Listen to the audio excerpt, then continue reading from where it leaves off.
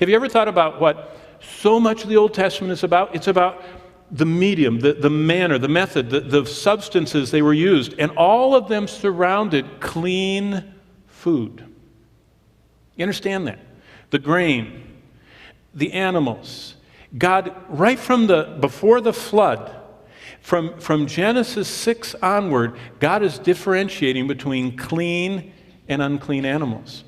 And they were supposed to only offer to him in this distinction what was clean, because he declared it. He just said, this is what I want and this is what I don't want. It's just like someone that you're giving a present to. If you love them, you try and figure out exactly what they want. You don't force upon them something you know in advance offends them or is something that they are not wanting, they're revolted by. You don't push that at them if you love them. God said, don't push at me what revolts me. What is, to use an Old Testament word, what is an abomination in my sight? So, all those sacrifices from clean types of food or animals, if they were offered by an unclean person, you understand in the Old Testament, there's so much there.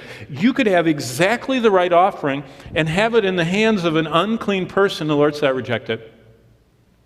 You got to give me what I asked for, and you got to bring it to me the way I want it brought to me. And you say, that sounds a little, yeah, it does sound a little. You know what it sounds like? It sounds like he is the awesome God of the universe who sets the rules. And we live in a world where people don't even like any rules.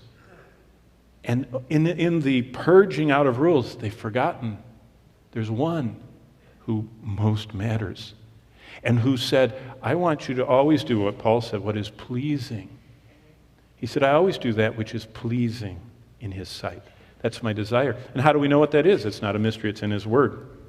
Well, the idea of rejected worship becomes the theme of the last book of the Old Testament. If you know your books of the Bible, the 39th book of the Bible is the book of Malachi. And the entire book of Malachi is God assessing his chosen people of promise, the Jews, and he's looking at them after their captivity of 70 years, after they went back to the land, after they in 515 BC built their new temple, rebuilt the old temple in a new way, and he's assessing how they're doing. And you know what he says?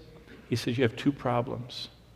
Some of you are coming with the right sacrifice, but your heart is so dirty, it's so defiled, it's so arrogant, it's so proud, it's so materialistic, it's so filled with bitterness. He says, that ruined your sacrifice. It's kind of like someone bringing you, your meal and they're sneezing and expectorating all over it and they're deathly ill. And you go, oh, that was a good meal, but it's gotten ruined by all that.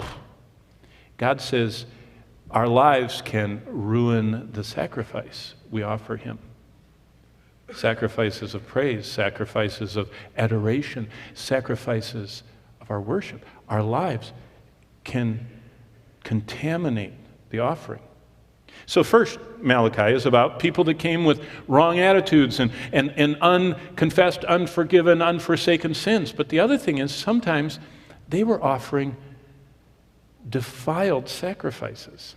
Remember they offered these animals.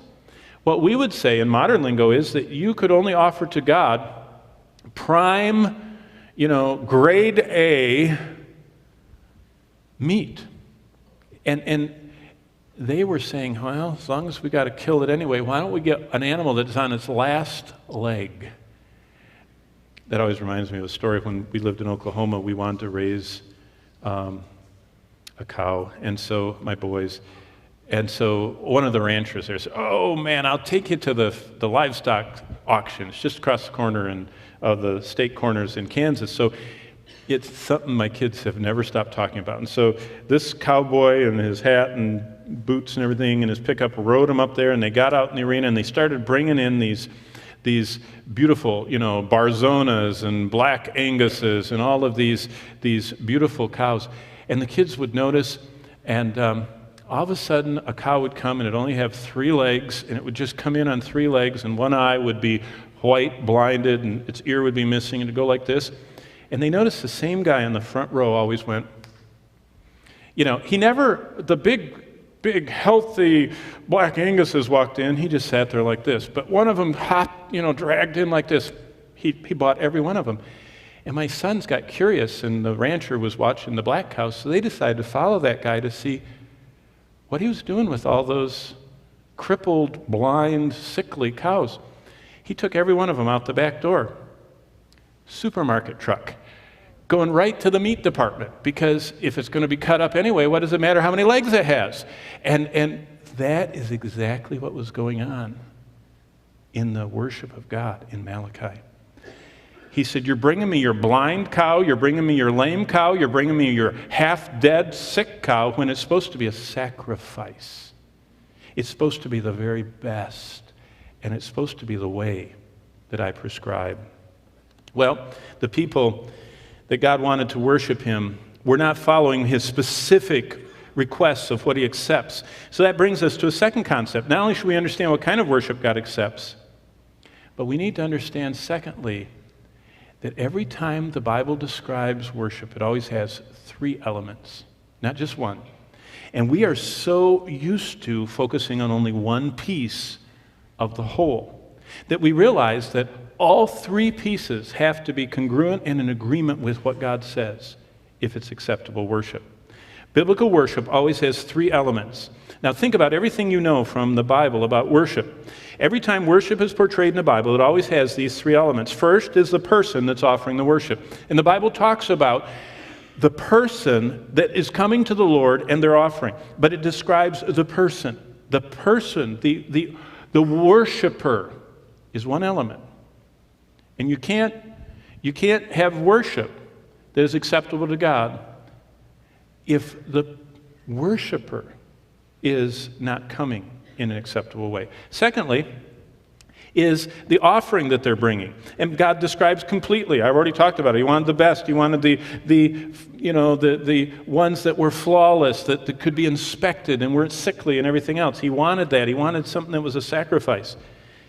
And that's the second element, the offering that they were bringing. And then thirdly, the one that they're giving the offering to. You don't offer worship to a false god. You don't offer worship to a human leader or something. All acceptable worship is only directed toward God. And it has to be the worship that he accepts, and it has to come from the proper character and the proper consecration. Clean hands, pure heart. The character is the heart, the hands is the consecration of the life. And so those three elements are always all the way through. And those three perspectives are always presented in the Bible. All three elements had to be right.